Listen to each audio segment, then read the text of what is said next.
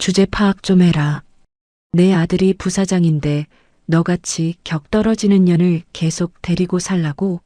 새 며느리 들여야 하니까 좋은 말로 할 때 이 강남 아파트 받고 꺼져. 남편의 부사장 승진 축하 자리. 10년간 시아버지 똥오줌을 치우며 헌신한 제 얼굴에 시어머니는 등기 권리증을 집어던졌습니다. 저는 미소를 지으며 그 서류를 단숨에 낚아챘어요. 어머님, 이 아파트 위자료로 주시는 거 진짜죠? 절대 무르기 없기에요. 위자료로 던진 아파트와 새 며느리가 시댁을 어떻게 뒤집어 놓을지 감히 상상이나 해봤을까요? 조강지쳐버리고 하루아침에 완벽한 아수라장이 되어버린 시댁의 처절한 몰락. 지금 시작하기 전에 구독과 좋아요 버튼 꾹 눌러주세요. 여러분의 하루에 행복이 가득하길 기도드릴게요. 안녕하세요. 저는 올해 42이 된 김재인이라고 해요. 서울 서초동에 있는 중견 로펌에서 변호사로 일하고 있고요. 지금이야 이렇게 저를 소개하지만 사실 제 시작은 정말 보잘것없었습니다. 사람들은 저를 두고 흔히 말하죠. 개천에서 용났네 하고요. 틀린 말은 아니에요. 저희 친정은 정말 가난했거든요. 찢어지게 가난한 집안의 맏딸로 태어나서 부모님 손 빌리지 않으려고 이를 악물고 공부했습니다. 그러다 사법고시까지 합격을 하게 됐고요. 합격 통지서를 받던 그날 저희 엄마가 부엌에서 행주를 쥐고 우시던 모습이 아직도 눈에 선한데요. 이제 우리 딸 고생 끝났네 하시면서 꼭 끌어안아 주셨죠. 변호사가 되고 나서는 한참 일에만 매달렸어요. 사건 하나에 사람 인생이 걸려 있다는 걸 아니까 허투루 할 수가 없었거든요. 그렇게 법전이랑 서류만 들여다보던 제 인생에 어느 날 한 사람이 슬그머니 들어왔어요. 지인 소개로 만난 사람이었는데 처음으로 저한테 재인 씨, 그동안 혼자 얼마나 힘들었어요? 하고 말해주는 사람이었어요. 30이 넘도록 누군가에게 기대본 적이 없던 저는 그 말 한마디에 마음이 무너지듯 그 사람한테 기대고 싶더라고요. 지금 와서 돌이켜보면 그게 제 인생 가장 큰 착각이었어요. 그 사람은 그냥 껍데기뿐인 빈 깡통 같은 사람이었거든요. 결혼식을 올리고 신혼여행에서 돌아온 바로 다음 날이었어요. 시어머니가 저희를 댁으로 부르시더라고요. 저는 또 신혼 인사 자리려니 하고 갔는데 시어머니가 작은 방 문을 열어 보이시면서 말씀하셨습니다. 아가, 여기가 너희 방이야. 짐 들여놔라.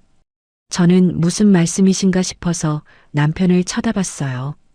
그런데 남편이 머쓱한 얼굴로 이렇게 말하는 게 아니겠어요?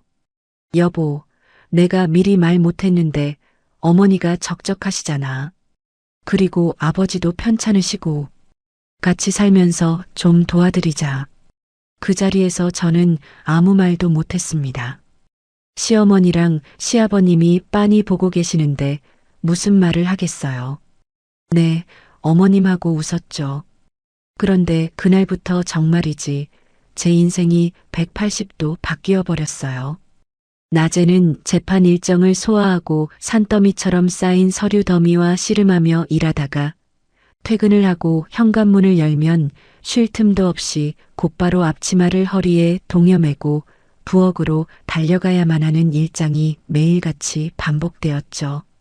치매 판정을 받으신 시아버지의 대소변이 묻은 이불을 제 손으로 박박 문질러 빨고 남편이 총각 시절부터 키우던 강아지 마루가 바닥에 어질러 놓은 배변 패드를 치우며 한밤중 가로등 불빛 아래서 꾸벅꾸벅 졸며 산책을 시키는 일까지 오롯이 제 차지였으니까요. 하지만 시댁 식구들 그 누구도 제게 고생한다는 따뜻한 말 한마디 건네지 않았죠.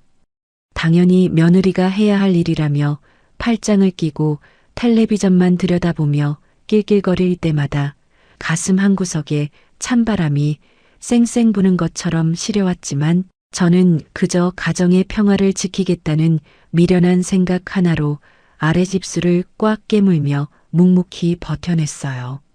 제 남편은 겉으로는 번듯한 대기업 임원 명함을 달고 다녔지만 실상은 제 법적 조언과 밤샘 검토 없이는 얄팍한 계약서 한 장 제대로 읽어내지 못하는 빈껍데기 같은 인간이었어요. 작년 겨울 무렵의 일로 시점을 돌려보면 그 인간의 밑바닥이 얼마나 비루한지 알 수 있죠.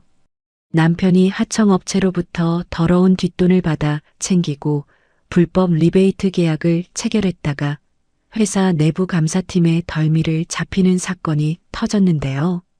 당장 경찰 조사를 받고 구속영장이 청구될 절체절명의 위기에 빠지자 남편은 퇴근하고 돌아온 제 발목을 부여잡고 콧물과 눈물을 뒤범벅한 채 제발 콩밥만은 먹지 않게 살려달라며 두 손이 발이 되도록 싹싹 빌더라고요. 그 못난 모습을 보며 저는 혀를 찼지만 그런데 어쩌겠어요? 그래도 내 가족이라는 책임감 하나로 그 인간을 살려내기로 마음먹었습니다.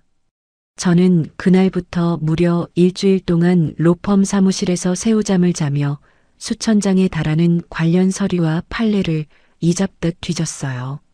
남편이 법망을 교묘하게 빠져나갈 수 있도록 완벽한 꼬리 자르기 방어 논리를 설계했고 제 피마르는 내조와 치밀한 법적 대응 전략 덕분에 남편은 무혐의 처분을 받아냈습니다. 오히려 윗선의 비리를 덮어주고 총알바지 역할을 훌륭히 해낸 공로를 인정받아 기적처럼 대기업 부사장이라는 높은 자리까지 꿰차는 영광을 누리게 되었죠. 제 피와 땀을 쥐어짜내어 남편을 부사장으로 승진시킨 바로 그날 오후 시어머니는 강남 한복판에 있는 1인당 수십만 원을 호가하는 최고급 프라이빗 식당으로 저를 호출하셨어요. 저는 그동안의 뼈 빠지는 고생을 드디어 시어머니께 인정받고 따뜻한 가족의 정을 나눌 수 있겠다는 헛된 희망에 부풀었습니다. 백화점 명품관에 들러 시어머니 목에 둘러드릴 비싼 실크 스카프까지 정성껏 포장해 들고 설레는 마음으로 식당 문을 열었죠.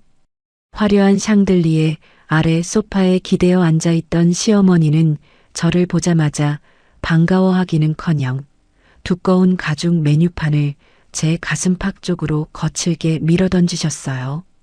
직원을 부르시더니 코스 요리에 와인까지 주문을 막 하시더라고요. 한 사람당 몇십만 원씩 하는 그런 거요. 밥값은 부사장 사모님이 된 니 카드로 시원하게 긁으라는 말로 제 가슴에 차가운 얼음물까지 끼얹으셨죠. 서운하고 억울한 마음이 목구멍 끝까지 턱턱 치밀어 올랐지만 남편이 승진한 좋은 날 분위기를 망치고 싶지 않아 주먹을 꽉 쥐고 억지로 입꼬리를 끌어올려 애써 미소를 지으며 자리에 앉았죠.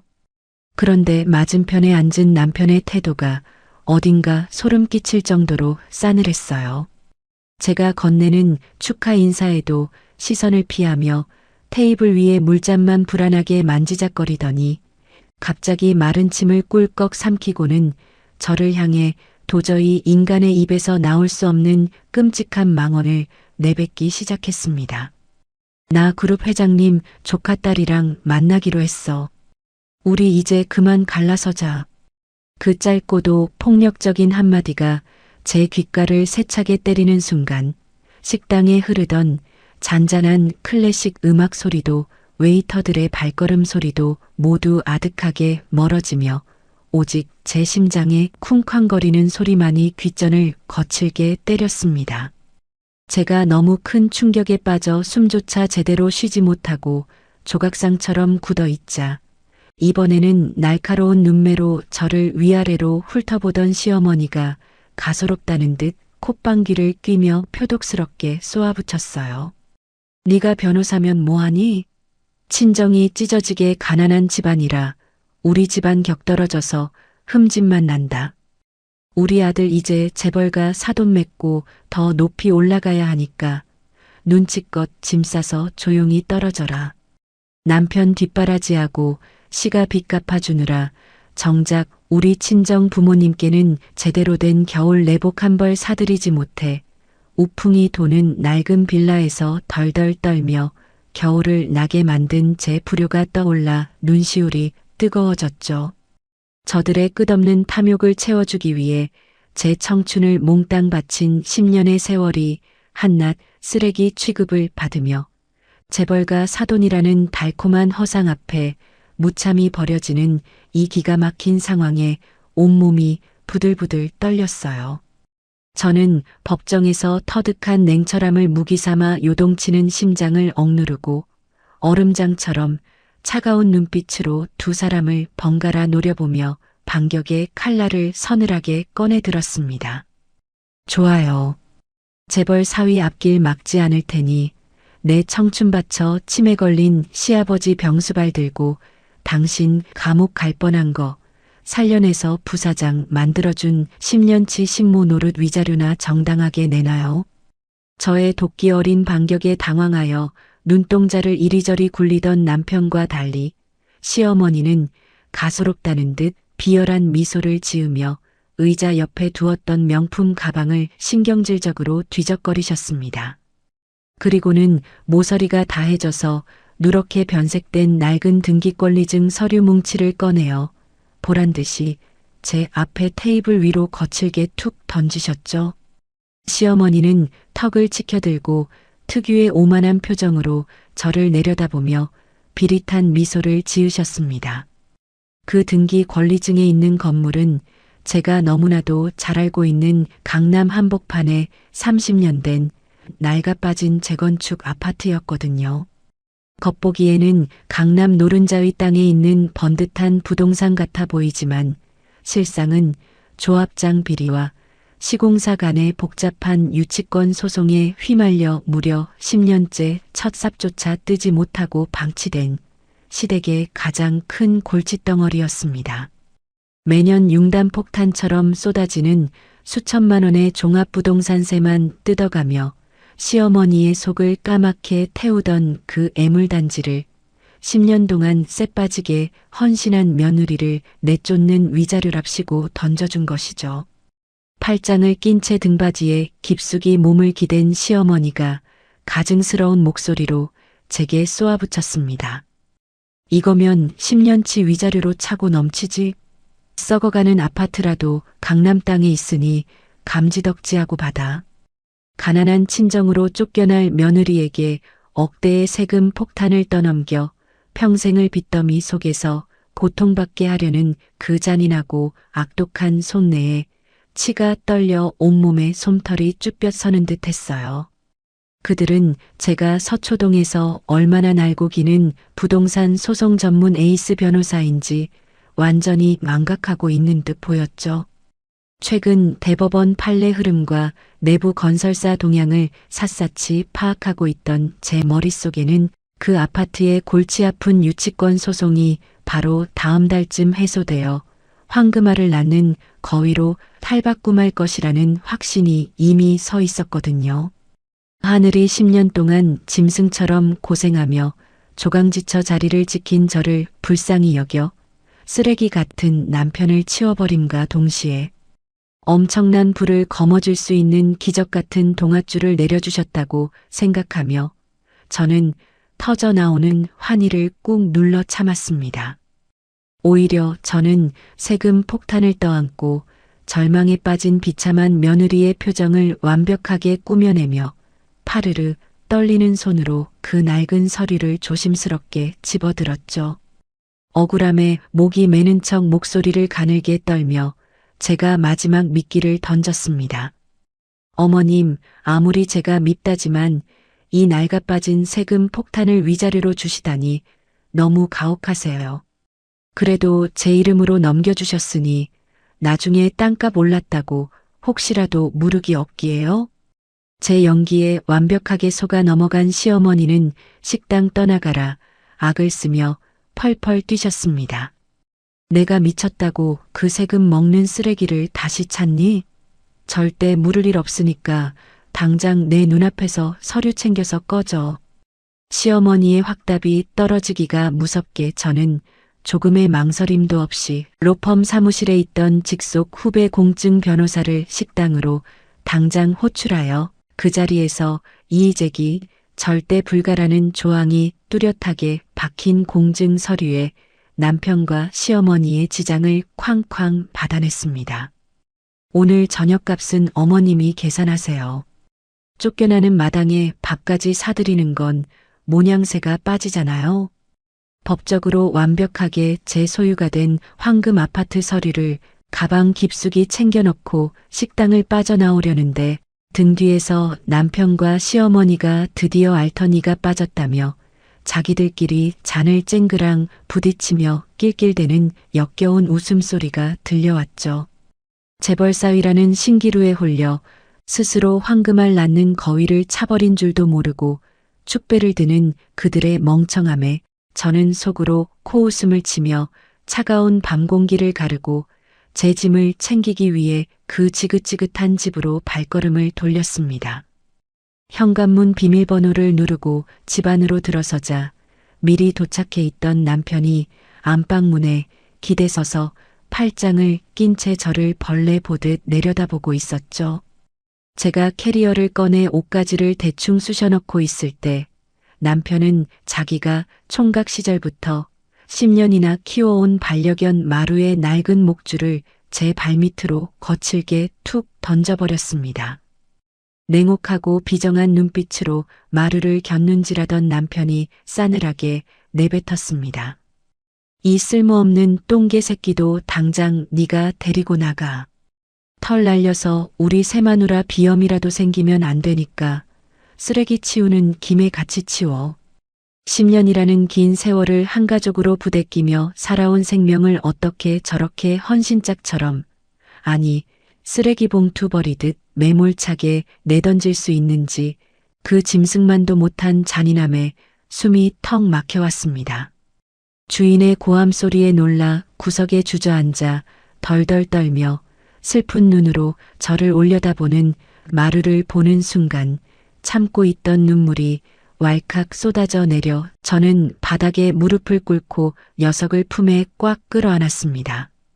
남편의 비정한 목소리에도 마루는 제 품을 파고들며 꼬리를 미세하게 흔들었고 저는 그 작은 몸의 온기를 느끼며 녀석의 귓가에 조용히 속삭였죠. 마루야, 너나 나나 우리 둘 다 너보다 못한 저 짐승 새끼들 밑에서 그동안 구박받으며 사느라 정말 고생 많았다. 이제 저 쓰레기들 다 버리고 진짜 엄마랑 같이 나가서 세상에서 제일 행복하게 살자. 그들에게 남아있던 일말의 연민과 정마저 완벽하게 끊어낸 저는 소매로 눈물을 거칠게 닦아내고 자리에서 벌떡 일어섰습니다. 하지만 이대로 얌전히 물러나주는 것은 제 방식이 아니었기에 저는 짐을 싸다 말고 곧장 남편의 서재로 들어가 컴퓨터 전원을 켰어요. 모니터 불빛이 켜지자마자 저는 능숙한 손놀림으로 남편의 하청업체 리베이트 법적 방어 서류들과 회사의 불법 자금 흐름을 막아주기 위해 제가 밤새워 작성했던 수천 장의 기밀 문서들을 모조리 제 개인 클라우드 서버로 이동시킨 후 남편의 하드디스크에서 영구 삭제해버렸습니다. 남편을 감옥행에서 구원해 주었던 유일한 생명줄을 제 손으로 완벽하게 끊어버린 것이죠. USB와 마루의 목줄을 단단히 쥐고 현관문을 나서며 저는 거실 소파에 거만하게 다리를 꼬고 앉아 텔레비전을 보는 남편을 향해 서늘한 마지막 경고를 날렸습니다. 그래, 마루는 내가 데려갈게. 네 앞길 지켜주던 방패막이도 이제 다 사라졌으니 당신과 당신 어머니는 평생 짐승만도 못한 벌을 받으며 피눈물을 흘리게 될 거야. 그렇게 현관문이 쿵하고 닫히는 소리와 함께 10년간의 끔찍했던 식모살이가 끝이 났고 저는 한 손에는 아파트 등기 권리증을 다른 한 손에는 저와 평생을 함께할 소중한 가족 마루의 온기를 품은 채 차가운 밤거리를 당당하게 걸어나갔습니다. 저들을 향한 완벽하고도 자비 없는 복수국의 화려한 서막이 이제 막 오르고 있었죠. 차갑게 얼어붙은 겨울비가 매섭게 뺨을 때리던 밤, 쫓겨나듯 시가를 빠져나와 마루를 품에 단단히 안고 도착한 곳은 산동네 비탈길 끝에 위태롭게 자리한 낡은 친정집이었습니다. 한밤중에 커다란 짐가방을 끌고 강아지까지 끌어안은 채 나타난 맏딸의 핏기 없는 얼굴을 보시자마자 부모님은 억장이 무너져 내린다며 그 자리에 주저앉아 대성통곡을 하셨습니다. 당신들이 가난하고 배운 것이 없어서 평생 남의 집 파출부 노릇을 하며 뼈 빠지게 뒷바라지한 귀한 딸이 시가에서 짐승보다 못한 취급을 받으며 빈손으로 쫓겨났다는 사실에 아버지는 가슴을 퍽퍽 치시며 짐승처럼 오열하셨고 어머니는 차가운 제 손을 부여잡고 하염없이 뜨거운 눈물만 흘리셨어요. 부모님의 통곡 소리가 비좁은 방을 가득 채우고 뜨거운 눈물이 차가운 장판 바닥을 적실 때 제품에서 겁에 질려 덜덜 떨던 마루가 조심스럽게 다가가 거칠어진 부모님의 뺨에 흐르는 눈물을 하차주기 시작했어요. 저는 부모님과 마루를 한꺼번에 와락 끌어안고 밤이 새도록 피눈물을 쏟아내며 우리가 흘린 이 억울한 눈물의 대가를 반드시 1000배 만배로 갚아주겠다고 입술을 깨물며 굳게 다짐했습니다. 그렇게 눈물과 분노로 밤을 지새운 지 며칠이 지나지 않아 서초동 바닥에는 전 남편이 보란듯이 강남 최고급 펜트하우스에 화려한 신접살림을 차렸다는 소문이 파다하게 퍼져나갔습니다. 저를 헌신짝처럼 내쫓은 시어머니는 가짜 재벌녀가 뱀처럼 살랑거리며 귓가에 속삭인 사모님 소리 한마디에 이성을 완벽하게 상실해버렸죠. 재벌가 사돈이라는 허영심에 눈이 멀어 평생을 아끼며 살던 본가 아파트를 통째로 은행에 담보로 잡혀 10억이 넘는 거액의 현금을 끌어모았고 그 돈을 새 며느리가 될 여자의 투자금 명목으로 고스란히 갖다 바쳤다는 기가 막힌 소식도 전해졌어요. 게다가 전 남편 역시 오너 일가에게 확실한 점수를 따서 그룹의 실세로 단숨에 자리 잡겠다는 헛된 욕망에 사로잡혀 제가 절대로 결제해서는 안 된다고 수백 번이나 경고했던 불법 계약서에 제멋대로 직인을 쾅 찍어버리는 돌이킬 수 없는 만행을 저지르고 말았습니다. 그들이 가짜 재벌이라는 화려한 신기루에 홀려 불나방처럼 스스로 지옥의 불구덩이를 향해 기어 들어가는 동안 저는 철저하게 이성을 유지하며 제가 쥐고 있는 낡은 등기 권리증의 가치를 폭발시킬 준비를 마쳤어요. 대법원에 계류 중이던 강남 아파트 유치권 해제 소송과 관련된 핵심 쟁점을 파고들어 판사의 마음을 움직일 결정적인 탄원 서면을 날카롭게 가다듬어 법원에 제출하고 숨죽여 결과를 기다렸습니다. 그렇게 피말리는 한 달이라는 숨막히는 시간이 흐르고 모두가 텔레비전 앞에 모여 앉은 고요한 저녁 9시 뉴스 속보에서 기적 같은 팡파레가 울려 퍼졌습니다. 화면 가득 강남 아파트 전경을 띄운 앵커가 상기된 목소리로 뉴스를 진행했어요. 속보입니다. 강남 K단지 아파트가 대법원 판결로 10년 묵은 유치권이 해제되며 1군 건설사 시공이 최종 확정되었습니다. 그 뉴스가 전국으로 타전되며 대한민국 부동산 시장을 발칵 뒤집어 놓은 것이었죠.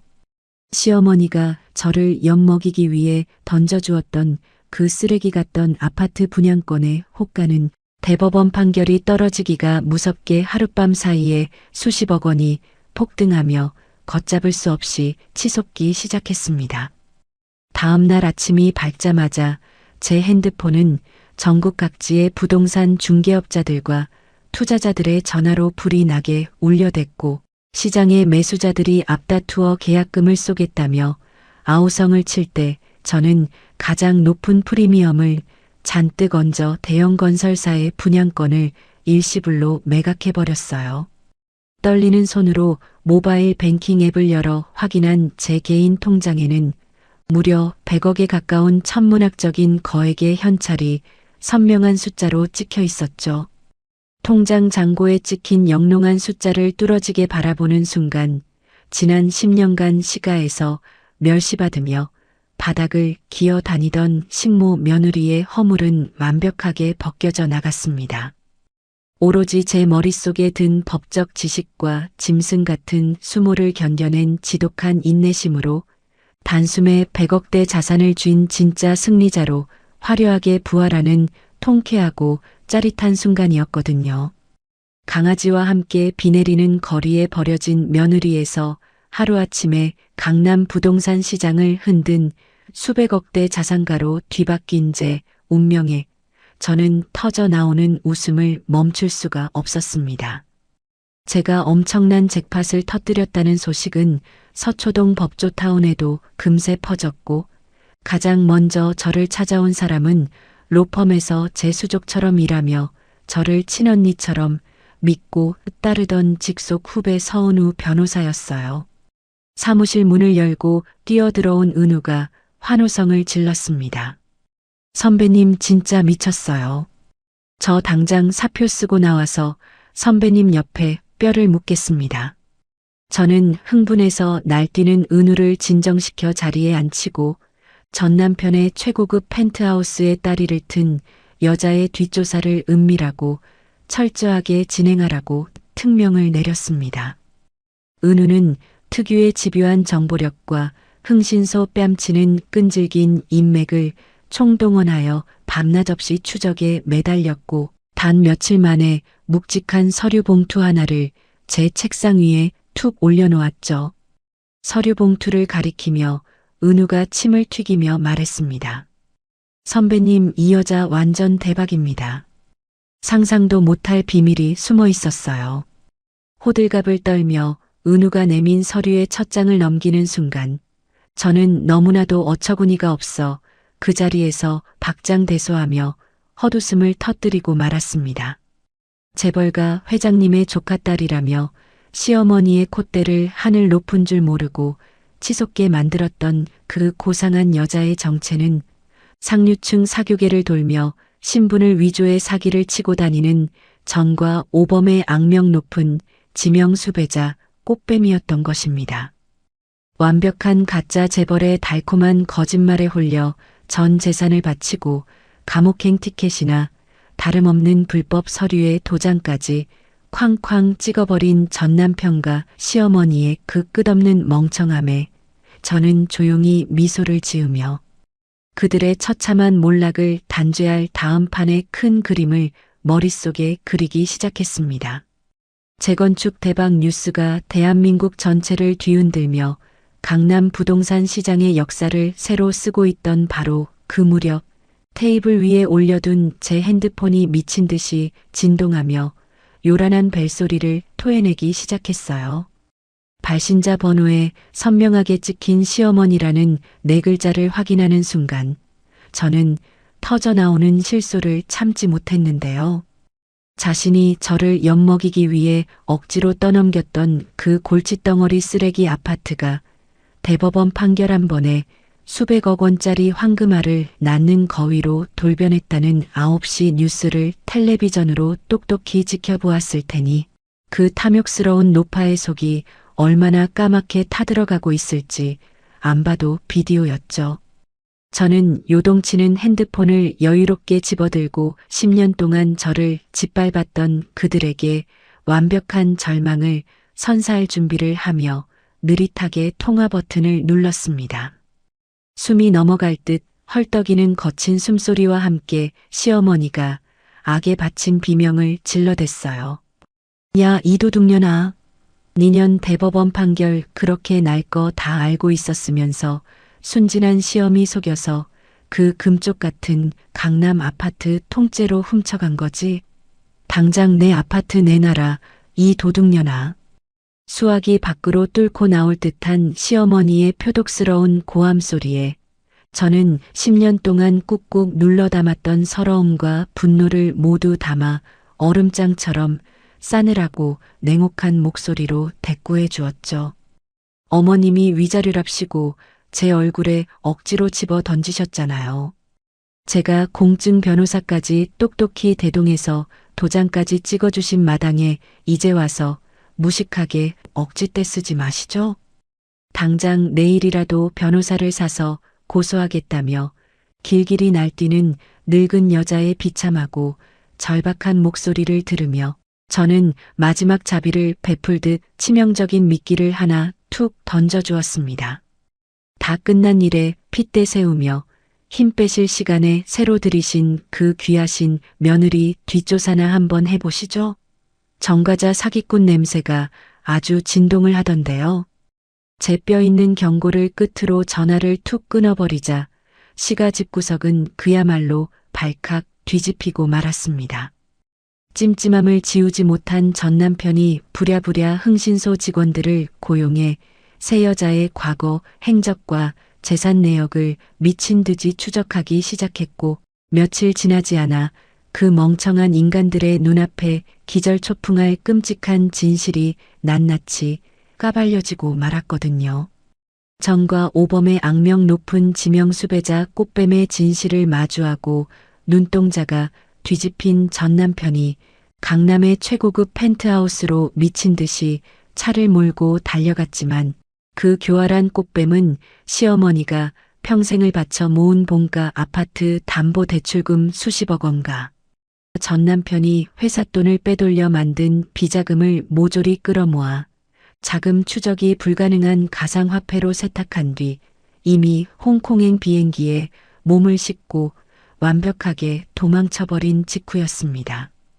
평생을 벌어모은 전 재산은 물론이고 평생 갚아도 모자랄 빚더미까지 한꺼번에 떠안으며 모든 것이 허공으로 날아갔다는 끔찍한 사실을 깨달은 시어머니는 충격을 이기지 못하고 그 자리에서 검붉은 피를 토하며 거실 바닥으로 고꾸라지고 말았습니다.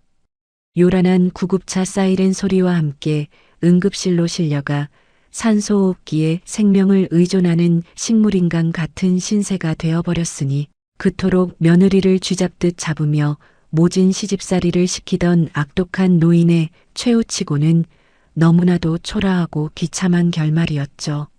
하지만 하늘이 내리는 천벌은 거기서 끝나지 않고 전 남편의 숨통을 완벽하게 조여오기 시작했습니다.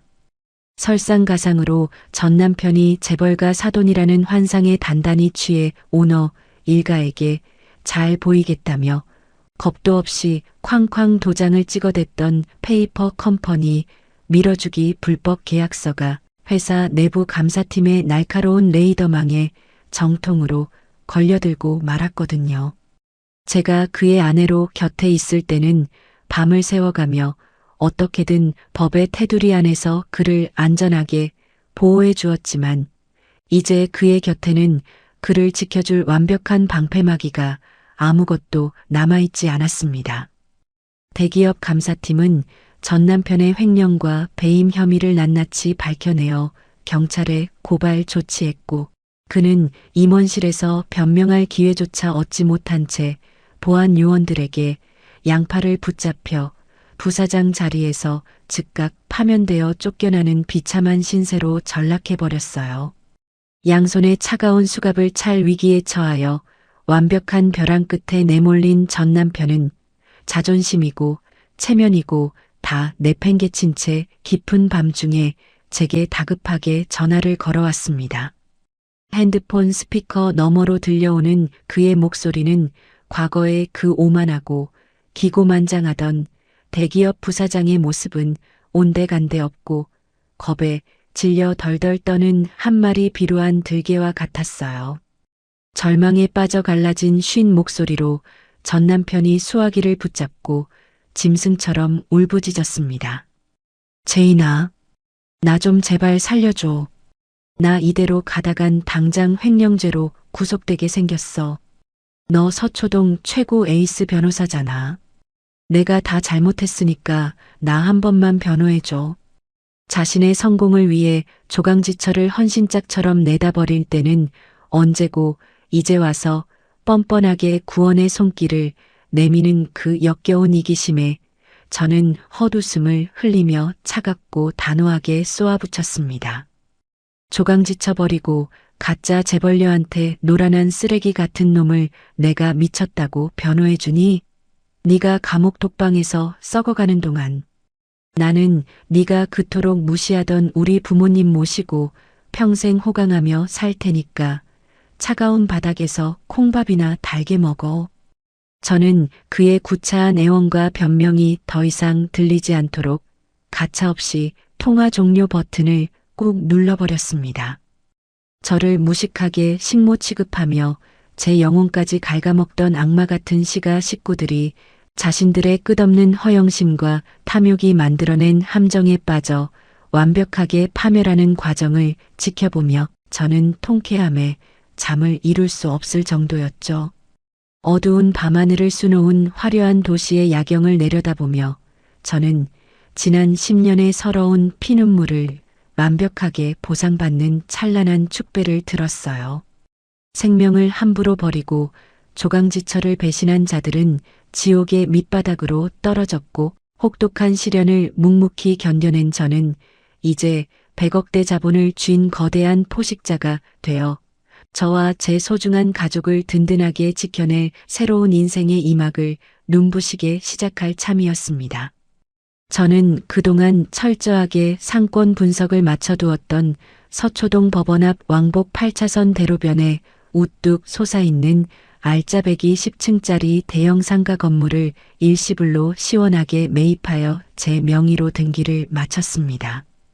건물의 가장 높은 꼭대기층인 탁 트인 펜트하우스에는 그동안 제 뒷바라지를 하시느라 평생 허리 한번 제대로 펴지 못하고 고생만 하신 친정부모님을 가장 먼저 모셔와 따뜻한 보금자리를 안겨드렸어요. 또 전남편의 모진 구박을 받으며 추운 베란다 타일 바닥으로 내동댕이 쳐졌던 우리 집의 진짜 복덩이 강아지 마루가 이제는 눈치 보지 않고 마음껏 뛰어놀 수 있도록 펜트하우스 야외에는 최고급 천연 잔디를 촘촘하게 깐 넓은 루프탑 정원까지 정성스럽게 만들어 주었죠. 난생 처음 화려한 샹들리에를 올려다보시던 친정 부모님은 우리 귀한 맏딸이 드디어 지독한 시집살이를 끝내고 이렇게 눈부시게 출세했다며 저를 꽉 부둥켜 안고 감격의 뜨거운 눈물을 하염없이 흘리셨고 저 역시 부모님의 굽은 등을 쓸어내리며 그동안 불효했던 지난날의 회한을 말끔하게 씻어내는 행복한 눈물을 펑펑 쏟아냈습니다. 제 소유가 된 10층 건물 중에서 전망이 가장 좋은 로열층 3개층의 벽을 시원하게 허물어버리고 대형 로펌 법무법인 승리를 성대하게 개업하며 저는 드디어 남의 밑에서 월급을 받는 고용 변호사가 아니라 수십 명의 직원을 거느린 대표 변호사라는 가장 높은 자리에 화려하게 올랐어요.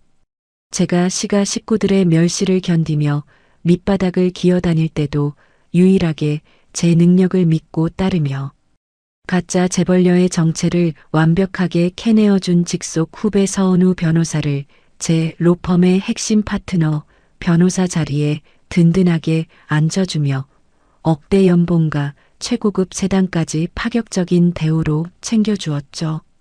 로펌 개업식이 열리던 화창한 날 아침, 저는 지난 10년 동안 시어머니의 표독스러운 폭언을 들으며 비굴하게 굽혀야만 했던 허리를 꼿꼿하게 펴고 세상에서 가장 아름답고 당당한 미소를 지으며 테이프 커팅식을 진행했습니다. 그리고 로펌을 개업하고 남은 여유 자금을 아낌없이 투자하여 경기도 외곽의 공기 좋은 넓은 부지를 매입해 길거리를 떠돌며 오갈 곳 없는 불쌍한 동물들을 구조하고 치료하는 최고급 시설의 마루 유기견 센터를 대대적으로 설립하며 생명을 버린 짐승만도 못한 인간들에게 진정한 사랑이 무엇인지 똑똑히 증명해 보였어요. 제가 서초동의 랜드마크 건물주이자 거물급 대표 변호사로 승승장구하며 눈부신 비상을 하고 있을 때 저를 헌신짝처럼 버렸던 전 남편은 결국 회사 자금을 횡령하고 배임한 무거운 혐의를 벗지 못하고 사전 구속영장을 발부받아 차가운 철창 신세를 지게 되었습니다. 양손에 차가운 수갑을 차고 굵은 포승줄에 꽁꽁 묶인 채 고개를 푹 숙이고 호송차에 오르는 전 남편의 비참한 몰골이 뉴스 화면에 대서특필되는 것을 텔레비전으로 지켜보며 저는 마루에 부드러운 털을 쓰다듬으며 조용히 축배에 와인잔을 기울였어요. 가짜 재벌녀의 달콤한 혓바닥에 놀아나 친정엄마의 피 같은 재산을 몽땅 날려버리고 허황된 헛물만 켜던 대기업 부사장의 말로는 그토록 처참하고 더러운 진흙탕이었습니다. 조강지처를 내쫓고 재벌가 사위가 되어 세상을 쥐락펴락하겠다던 그 얄팍한 오만함이 결국 자신의 목을 옥죄는 날카로운 단두대가 되어 완벽한 파멸을 자초한 것이죠. 전 남편이 감옥 독방에서 차가운 콩밥을 씹어 삼키는 동안 며느리를 식모 취급하며 떵떵거리던 시어머니의 인생 역시 갈기갈기 찢어져 돌이킬 수 없는 지옥의 나락으로 곤두박질 쳤습니다. 꽃뱀에게 투자하겠다며 겁도 없이 제멋대로 사채업자들에게 통째로 담보를 맡겨버렸던 본가 아파트는 이자를 갚지 못하자마자 무서운 속도로 경매 절차를 밟아버렸고 험악한 덩치들이 들이닥쳐 빨간 딱지를 온 집안에 덕지덕지 붙여버리는 바람에 시어머니는 70평생 억척스럽게 모아온 전 재산을 하루아침에 모조리 공중으로 날려버렸어요. 짐가방 하나 챙기지 못하고 길거리로 쫓겨난 시어머니는 결국 보증금 한 푼 마련하지 못해 햇빛조차 들어오지 않는 달동네의 곰팡이 냄새가 코를 찌르는 허름하고 퀴퀴한 달동네 월세방으로 비참하게 기어들어가 알아눕는 신세로 전락하고 말았어요. 평생을 기고만장하게 목에 힘을 주고 허영심에 찌들어 살던 늙은 여자가 온몸에 악취를 풍기며 차가운 장판 바닥을 긁어대는 꼴을 상상하니 제 가슴속 깊은 곳에서부터 묵은 채증이 뻥 뚫리는 듯한 강렬한 쾌감이 혈관을 타고 짜릿하게 흘러넘쳤습니다. 햇살이 눈부시게 쏟아지는 며칠 뒤 아침, 저는 머리부터 발끝까지 완벽하게 맞춤 제작한 최고급 정장을 차려입고 가벼운 발걸음으로 제 소유의 10층 건물 화려한 대리석 로비로 당당하게 출근을 했습니다. 회전문을 밀고 들어가자마자 30명이 넘는 우리 로펌 소속 엘리트 변호사들과 직원들이 로비에 일렬로 도열하여 저를 향해 허리를 90도로 깍듯하게 굽히며 아침 인사를 건넸고 저는 여유로운 미소로 화답하며 전용 엘리베이터에 올랐어요. 점심시간이 되자 저는 로펌 업무를 잠시 미루어 두고 펜트하우스에서 내려오신 부모님을 모시고 건물 1층에 자리 잡은 최고급 정통 일식당으로 향하여 세상에서 가장 신선하고 비싼 요리들을 대접해 드렸어요.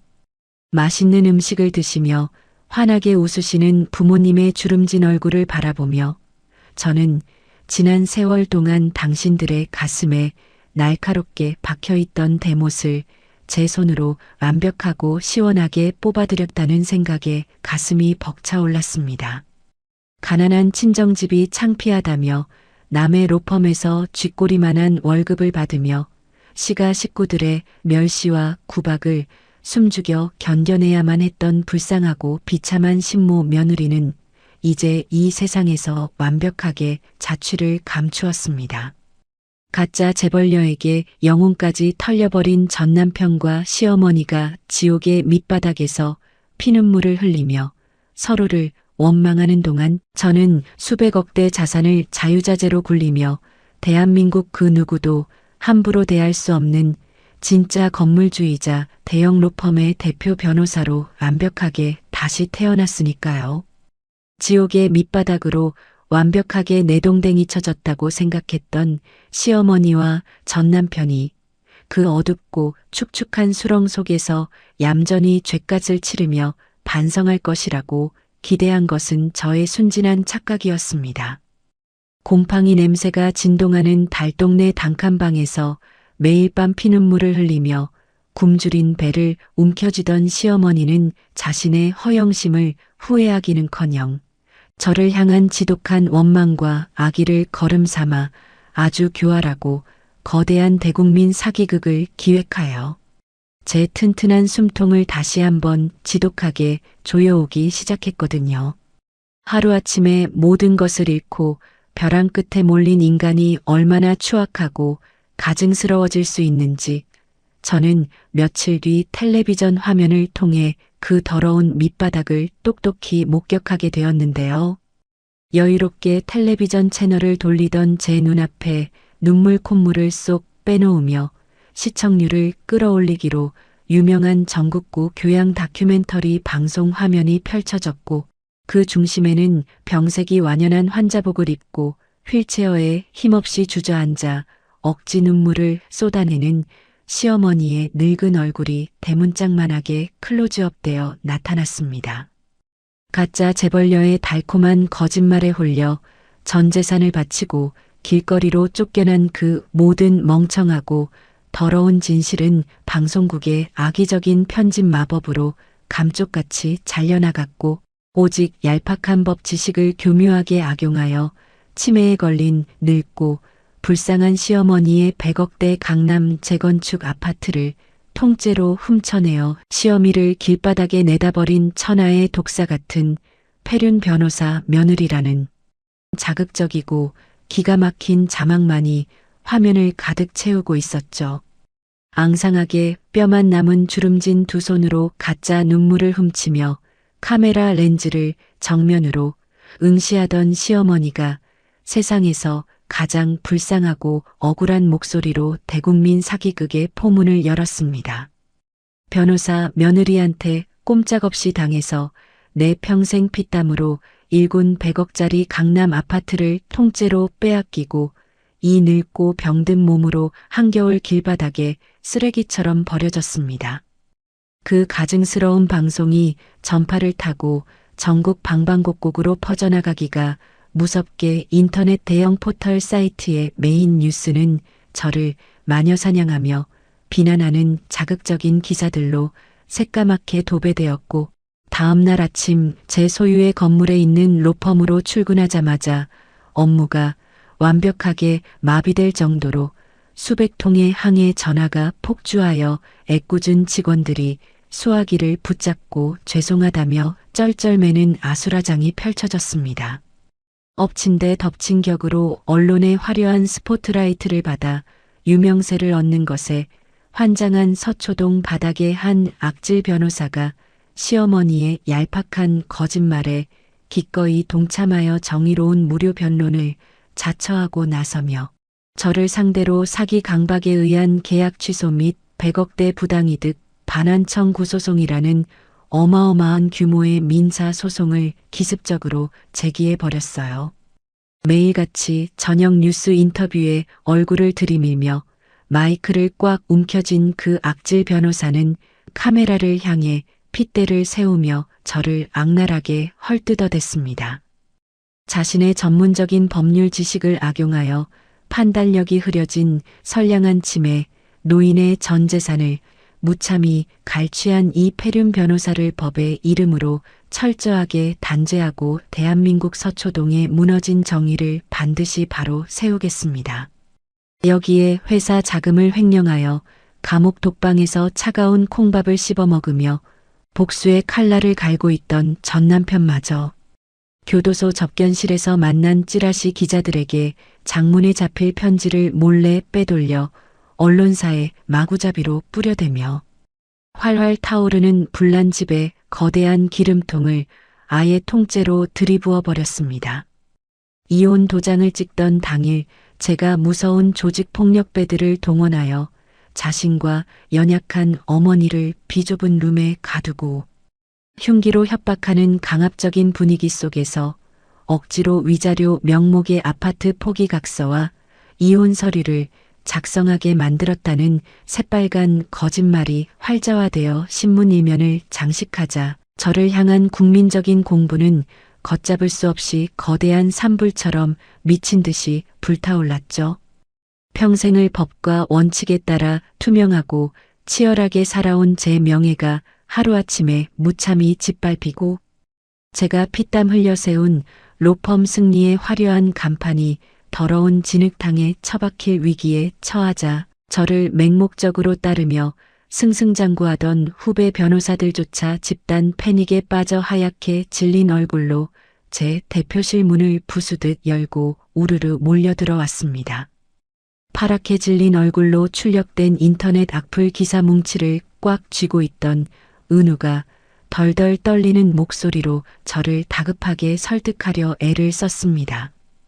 대표님, 지금 전국적인 여론이 최악의 상황으로 치닫고 있어서 이대로 가다간 우리 로펌 문을 당장 닫고 간판을 내려야 할지도 모릅니다.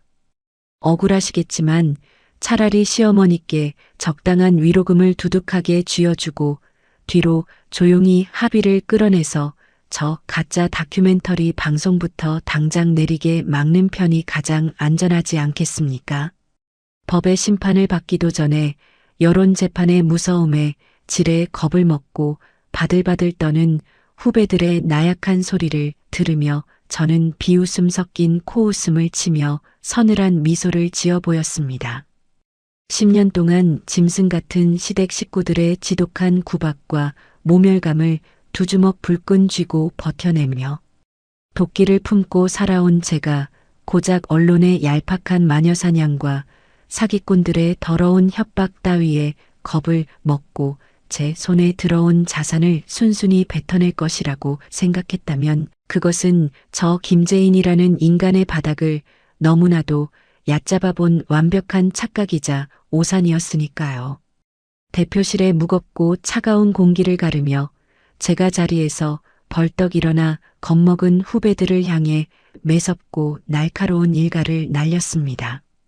적당한 합의라니 다들 제정신이야? 저 쓰레기들이 악의적으로 파놓은 함정에 겁먹고 꼬리를 내리며 돈을 쥐어주는 순간 나는 대한민국에서 영원히 페류나로 낙인 찍히고 매장당하는 거야. 이건 단순한 100억짜리 민사소송이 아니라 내 변호사 커리어와 목숨을 건 피 튀기는 전쟁이니까 당장 허리 펴고 한 발자국도 뒤로 물러서지 마.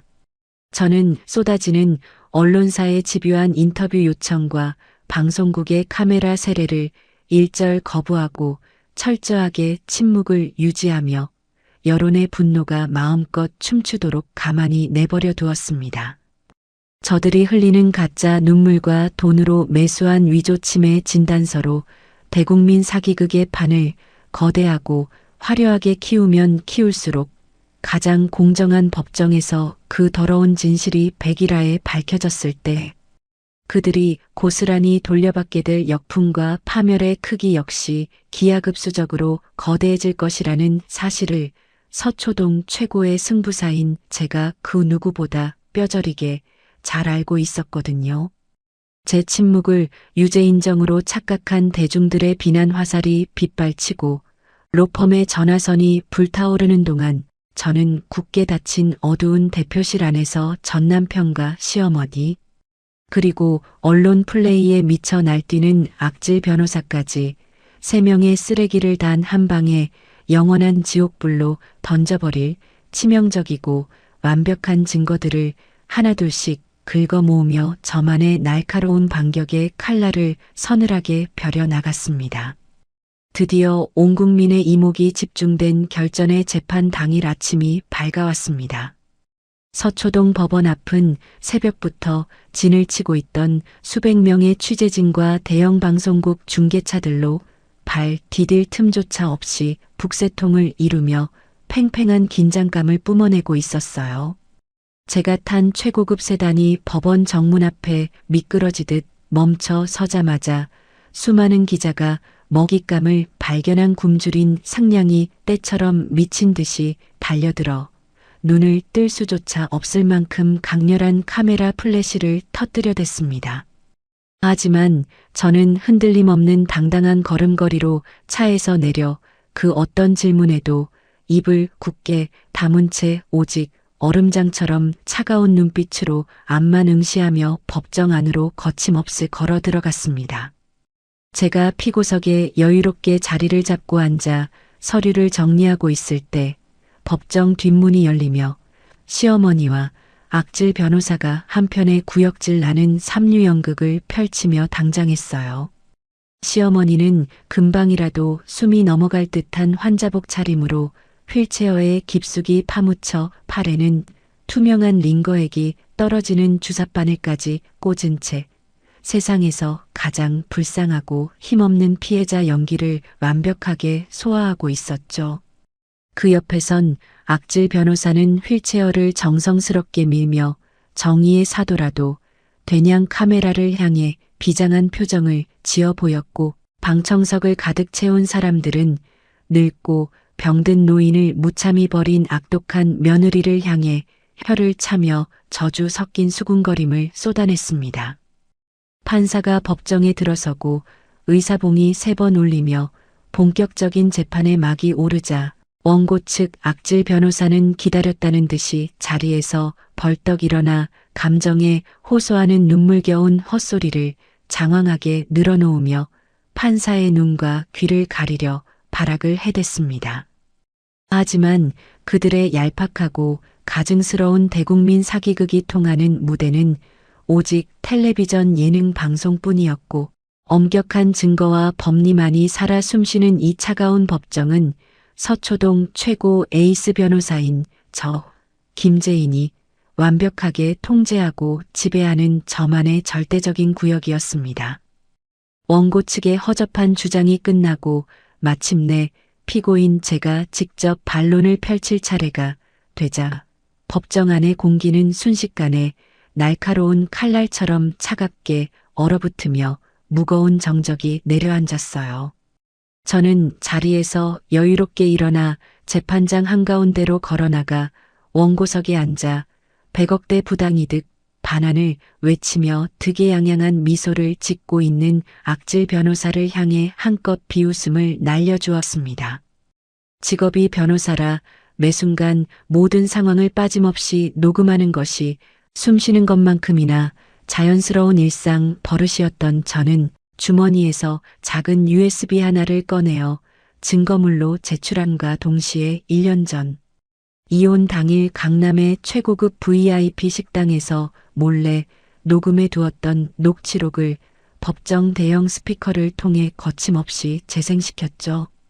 스피커를 찢을 듯이 날카롭고 표독스러운 시어머니의 악에 바친 목소리가 고요한 법정 구석구석을 무참하게 타격하며 울려 퍼졌습니다. 네가 변호사면 뭐하니? 친정이 가난해서 격이 떨어져서 안 되겠다. 우리 아들 이제 고귀한 재벌 며느리 새로 들여야 하니까 이 강남 아파트나 챙겨 먹고 당장 우리 집 구석에서 영원히 꺼져라. 치매에 걸려 며느리에게 억지로 재산을 강탈당했다며 휠체어에 기대어 앓는 소리를 내며 금방이라도 쓰러질 듯 명연기를 펼치던 시어머니의 얼굴이 그 순간 시퍼런 사색으로 변하며 경악으로 딱딱하게 굳어버렸습니다. 제가 폭력배를 동원해 강압적으로 재산을 빼앗았다는 그들의 주장이 완벽한 새빨간 거짓말이었음이 시어머니 본인의 생생한 육성으로 백일화에 폭로되자 방청석을 가득 메운 수십 명의 기자는 엄청난 대반전에 입을 다물지 못하고 미친 듯이 노트북을 두드리기 시작했어요. 저는 여세를 몰아 은우가 밤낮을 가리지 않고 끈질기게 추적하여 찾아낸 결정적인 자금 흐름 추적 서류를 판사 앞에 당당하게 제출하며 시어머니가 돈을 잃은 진짜 이유를 잔인하게 까발렸습니다. 시어머니가 본가 아파트를 담보로 대출받은 수십억 원의 돈이 정과 오범의 지명 수배자 꽃뱀의 대포통장으로 고스란히 흘러들어가 가상화폐로 세탁된 명백한 송금 내역 증명서가 대형 화면에 띄워지자 원고석의 악질 변호사는 얼굴이 흑빛으로 변하여 들고 있던 펜을 바닥에 툭 떨어뜨리고 말았거든요. 하지만 저의 자비 없는 완벽한 도륙은 여기서 끝이 아니었습니다. 저는 정의로운 척 언론 플레이를 일삼던 저 악질 변호사의 더럽고 추악한 민낯을 완벽하게 찢어밟기 위해 마지막 숨통을 끊어버릴 결정타를 거침없이 터뜨려 버렸습니다. 악질 변호사가 대국민 사기극 방송을 기획하고 여론을 조작하기 위해 뒷돈을 주고 전문 브로커를 고용하여 시어머니의 가짜 치매 진단서를 교묘하게 위조하도록 지시하고 브로커의 차명 계좌로 거액의 수고비를 입금한 정황 증거와 메시지 내역을 법정 화면에 낱낱이 띄워버린 것입니다.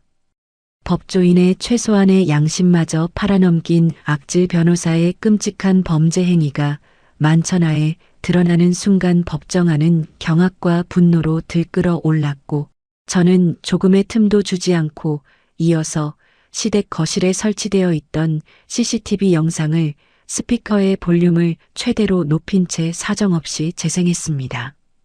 화면 속에서 짐승만도 못한 전 남편이 자신이 10년이나 애지중지 키웠다던 반려견 마루의 낡은 목줄을 바닥으로 거칠게 집어던지며 쓰레기 치우듯 치워버리라고 소리치는 비정한 모습이 생생하게 뿜어져 나왔어요. 화면 속에 제가 덜덜 떠는 작은 마루를 바닥에 주저앉아 품에 꽉 끌어안고 너보다 못한 짐승 새끼들 밑에서 그동안 핍박받느라 정말 고생 많았다며 피눈물을 흘리는 처절한 모습이 공개되자 방청석에 앉아있던 사람들은 그들의 잔인하고 비인간적인 인성에 경악을 금치 못하며 분노의 탄성을 터뜨렸어요. 눈물로 국민을 속이고 법정을 기만하려 했던 가짜 치매 환자와 악질 변호사, 그리고 생명을 헌신짝처럼 내다버린 짐승들의 추악한 민낯이 완벽하게 까발려지며 재판정의 분위기는 저들이 파놓은 무덤을 향해 걷잡을 수 없이 곤두박질 쳤습니다. 완벽하게 뒤집힌 진실과 반박조차 불가능한 철저한 증거들 앞에 분노한 판사는 판사봉을 강하게 내리치며 시어머니가 제기한 터무니없는 부당이득 반환 청구 소송을 그 자리에서 즉각 기각해버렸습니다. 이와 동시에 제가 치밀하게 준비하여 역으로 제기했던 명예훼손 및 무고죄 역고소를 전부 받아들이며 시어머니와 전 남편을 향해 무려 10억이라는 천문학적인 징벌적 배상 판결을 자비 없이 선고했어요. 덧붙여 허위 사실을 유포하며 제 명예를 훼손한 대형 방송국에는 일주일 이내에 프라임타임에 10분간의 정정 보도 및 대국민 사과 방송을 이행하라는 강력한 명령이 떨어졌고 가짜 진단서를 돈으로 만들어낸 악질 변호사는 판사의 직권으로 현장에서 사문서 위조 및 행사 혐의로 경찰에 즉각 고발당하여 변호사 자격이 영구적으로 박탈될 끔찍한 위기에 처하며 청원 경찰들에 의해 질질 끌려나가는 비참한 최후를 맞이했습니다. 재판이 완벽한 저의 승리로 끝나고 법원을 당당하게 나서는 길 법원 앞 계단에서는 한편의 기가 막힌 블랙 코미디가 펼쳐지고 있었어요. 법정에서 판결을 듣자마자 패닉에 빠진 시어머니가 자신이 환자라는 사실조차 까맣게 잊어버리고 휠체어에서 벌떡 일어나 두 발로 도망치려 발악하다가 구름대처럼 몰려든 기자들의 무자비한 카메라 플래시 세례에 파묻혀 혼비백산하며 비명을 지르고 있었거든요. 가짜 링거줄을 주렁주렁 매단 채 취재진의 마이크에 둘러싸여 바닥을 기어다니는 시어머니의 처참하고 우스꽝스러운 몰골을 대리석 계단 위에서 여유롭게 내려다보며 저는 세상을 다 가진 듯한 가장 찬란하고 우아한 승리의 미소를 지어 보였습니다. 철저한 법과 치밀한 증거로 쓰레기들의 숨통을 완벽하게 끊어낸 서초동 에이스 변호사 김재인의 통쾌한 복수국이 가토록 화려하게 완성되는 가슴 벅찬 순간이었죠. 세기의 대국민 사기극 재판이 완벽한 저의 압승으로 끝난 직후 대한민국 전체의 여론은 그야말로 180도 거세게 뒤집히며 요동치기 시작했습니다. 시어머니와 악질 변호사가 짜놓은 더러운 함정과 가짜 뉴스의 늪에서 오직 명백한 법과 치밀한 증거만을 무기 삼아 악독한 시댁의 누명을 완벽하게 벗어던진 저 김재인은 하루아침에 억울한 피해자에서 서초동을 호령하는 천재 변호사이자 국민적인 영웅으로 화려하게 비상하게 되었거든요. 방송국에서는 연일 저의 완벽한 법정 역전극을 대서특필하며 정정보도와 대국민 사과 방송을 내보냈고, 제가 겪은 10년의 끔찍했던 식모살이와 기적 같은 홀로서기 스토리가 세상에 낱낱이 알려지자 억울하고 원통한 사연을 가슴에 품은 수많은 의뢰인이 제 이름을 연호하며 회사 로비로 구름대처럼 몰려들기 시작했습니다. 그 덕분에 저와 제 후배 은우가 이끄는 법무법인 승리는 서초동 법조타운을 넘어 대한민국에서 가장 유능하고 거대한 전국 최고의 대형 로펌으로 단숨에 자리 잡으며 쉴 틈 없이 밀려드는 수백억대 소송들을 싹쓸이하는 엄청난 황금기를 맞이하게 되었습니다. 그 무렵 경기도 외곽의 푸른 잔디밭이 끝없이 펼쳐진 맑은 공기 속에서는 제가 사비를 아낌없이 털어 설립한 전국 최대 규모의 마루 유기견 센터의 웅장하고 감격스러운 개소식이 성대하게 열리고 있었어요. 가난하다는 이유로 시댁에서 평생 벌레만도 못한 무시를 당하시며 제 뒷바라지를 위해 구분 등으로 남의 집 파출부 노릇을 하셔야 했던 친정 부모님은 수백 명의 하객과 자원봉사자들의 열렬한 박수갈채를 받으며 센터의 최고 책임자인 명예센터장으로 아주 당당하고 자랑스럽게 취임하셨습니다. 냄새가 난다며 전 남편의 구둣발에 차이고 추운 베란다 바닥에 쓰레기처럼 내동댕이 쳐졌던 우리 집의 영원한 복덩이 마루는 제 몸집에 꼭 맞는 앙증맞은 나비 넥타이를 멋지게 메고 유기견 센터를 대표하는 가장 귀여운 마스코트가 되어 넓은 잔디밭을 힘차게 뛰어다니며 부모님의 품에 안겨 매일매일 세상에서 가장 행복한 웃음꽃을 피우고 있었죠. 짐승을 길거리에 헌신짝처럼 내다버렸던 비정하고 악독한 인간들은 지옥의 밑바닥으로 완벽하게 추락했지만 보잘것없이 가난하다고 멸시받던 우리 부모님은 상처받은 수백 마리의 가엾은 생명들을 따뜻하게 품어 살려내시며 세상 모든 이들의 존경과 사랑을 한몸에 받는 눈부신 황혼을 보내고 계십니다. 우리가 이렇게 찬란하고 행복한 빛의 한가운데서 완벽한 승리를 만끽하는 동안 저를 짓밟았던 쓰레기들의 인생은 그야말로 밑바닥 중에 밑바닥을 파고들며 가장 구역질 나는 블랙 코미디의 한 장면을 생생하게 연출하고 있었습니다. 가짜 재벌 3세 행세를 하며 전 남편과 시어머니의 전 재산을 가상화폐로 세탁해 홍콩으로 야반도주했던 전과 오범의 지명수배자 꽃뱀은 저와 은우가 흥신소와 사설탐정까지 총동원하여 끈질기게 추적하고 인터폴에 결정적인 제보를 쏟아부은 끝에 결국 꼬리가 완벽하게 밟혀버리고 말았어요. 홍콩의 뒷골목에 숨어 지내다 현지 경찰에게 체포된 그 가증스러운 꽃뱀은 과거의 화려했던 명품 옷차림은 온데간데 없이 화장기 하나 없는 초췌하고 늙어버린 몰골로 양손에 묵직한 수갑을 찬 채 인천공항을 통해 국내로 비참하게 압송되어 곧바로 구치소로 처박혔습니다. 그런데 하늘이 내린 완벽한 인과응보라는 것이 정말 존재하는 것인지 그 끔찍한 꽃뱀이 수감된 구치소는 공교롭게도 전 남편이 갇혀있는 바로 그 낡은 교도소였는데요.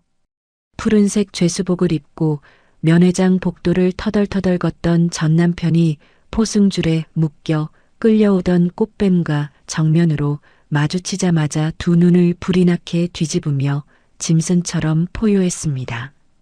야, 이 사기꾼 미친년아. 니년 때문에 내 부사장 자리도 날아가고 내 인생이 완벽하게 시궁창에 처박혔잖아. 도끼만 남은 꽃뱀 역시 지지 않고 포승줄에 묶인 몸으로 전 남편에게 사납게 달려들며 얼굴에 침을 뱉어댔습니다. 주제 파악도 못하고 재벌 사위 노릇하려던 니놈의 그 멍청한 허영심 때문인걸 왜 내 탓을 해?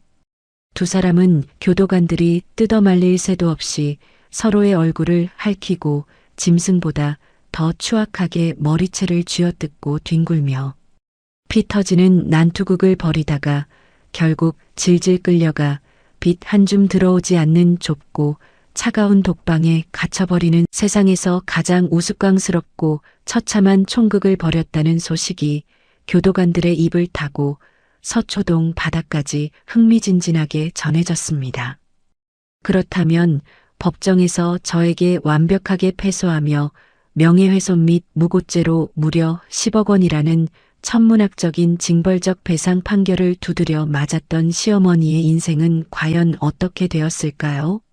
전 재산을 사기당하고 길거리로 쫓겨나 곰팡이 핀 달동네 월세방을 전전하던 시어머니는 변두리에 파리만 날리는 허름하고 기름때 낀 고깃집 주방에 비참하게 취직을 해야만 했습니다.